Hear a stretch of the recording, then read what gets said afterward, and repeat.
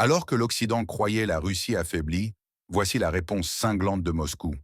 Dans cette rencontre historique du 26 avril 2025, le président Vladimir Poutine et le chef d'état-major général Valery Gerasimov dévoilent une vérité que les médias occidentaux ne voulaient pas que vous entendiez: la déroute totale des forces ukrainiennes dans la région de Koursk. Alors que l'OTAN joue avec le feu en armant Kiev, la Russie, elle, frappe fort et avec une précision implacable. Des unités d'élite, des opérations audacieuses et une stratégie militaire sans faille ont réduit à néant les plans du régime de Kiev. Mais derrière cette victoire, c'est aussi un message adressé à Washington et Bruxelles. La Russie n'est pas prête à plier, prête à découvrir les détails de cette opération qui change la donne. Accrochez-vous, parce que les faits vont parler d'eux-mêmes. Валерий Васильевич, добрый день. Bonjour Valérie Vassilievitch. Je sais que vous avez des informations sur les derniers événements en direction de Koursk. Quels sont les résultats des opérations de combat au cours des dernières 24 heures et pour toute la période précédente? Camarade commandant en chef suprême. Aujourd'hui, la dernière colonie de la région de Koursk, le village de Gornal, a été libérée des unités ukrainiennes.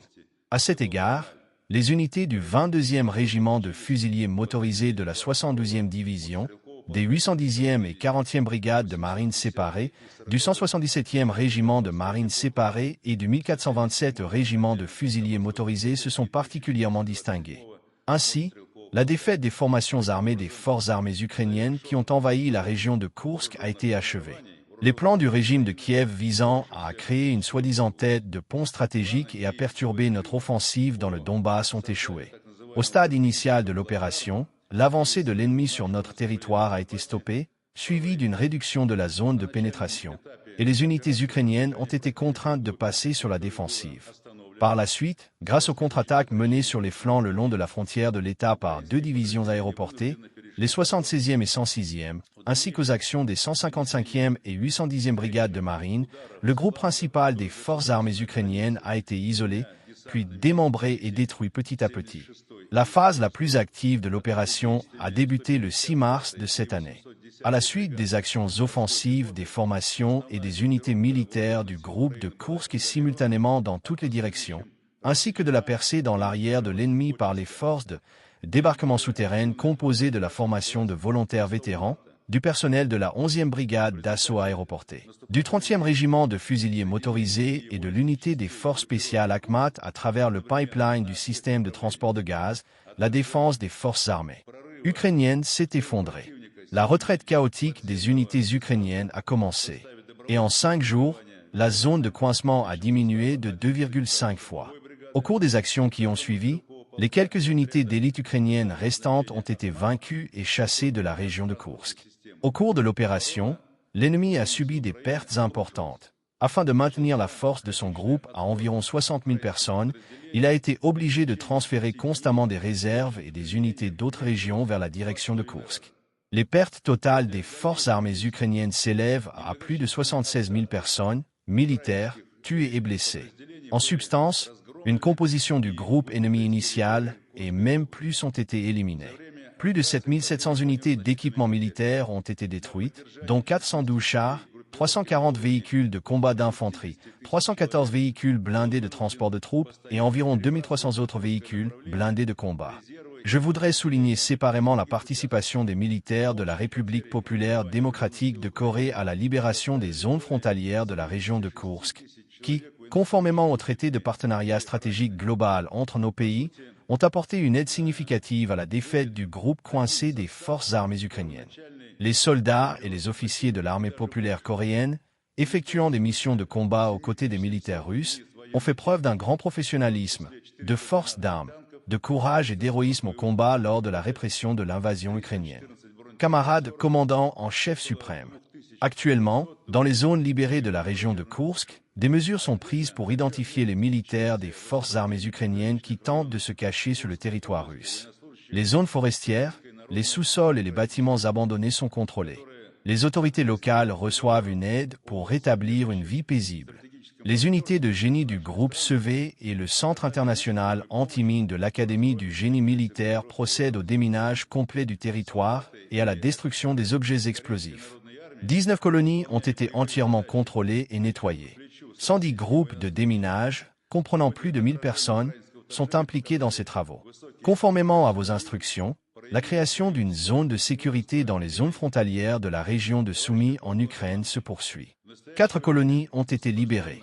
La superficie totale du territoire contrôlé est de plus de 90 km².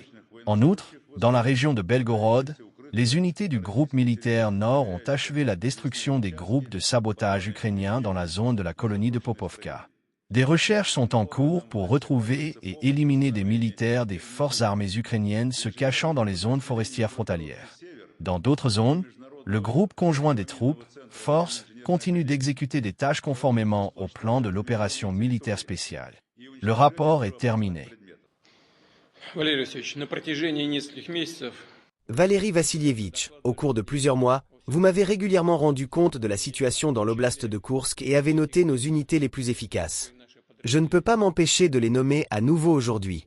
Il s'agit de la 76e division aéroportée, du 234e régiment d'assaut aéroporté de cette division, du 237e régiment d'assaut aéroporté et du 104e régiment d'assaut aéroporté de cette division, 106e division aéroportée et son 119e régiment de parachutistes, 137e régiment de parachutistes, 51e régiment de parachutistes.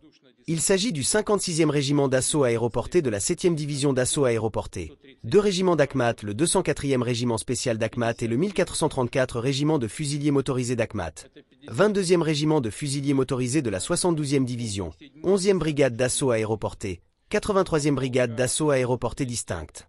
Enfin, nos marines, Glorieux Marine, la 155e brigade de marine de la flotte du Pacifique, la 810e brigade de marine de la flotte de la mer Noire. Et bien sûr, vous venez de mentionner cela, la formation de volontaires, vétérans, qui a effectué un débarquement clandestin audacieux dans la région de Soudja et a créé les conditions de sa libération complète. Je félicite tout le personnel de toutes les unités militaires qui ont participé à la défaite des groupes néo-nazis qui ont envahi le territoire russe dans la région de Koursk.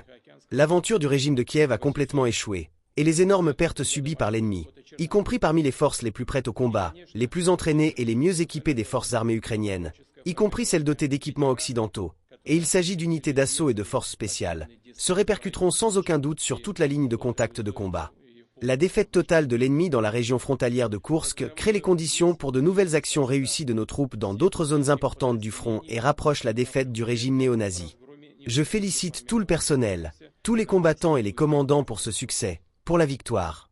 Merci pour votre courage, votre héroïsme et votre service à notre patrie et au peuple russe.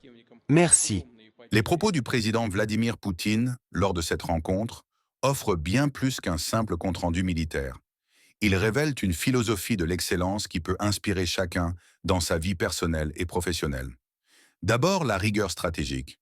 Chaque victoire russe repose sur une planification minutieuse et une exécution sans faille, rappelant l'importance de préparer ses actions avec précision plutôt que d'agir dans l'improvisation. Ensuite, la résilience face à l'adversité.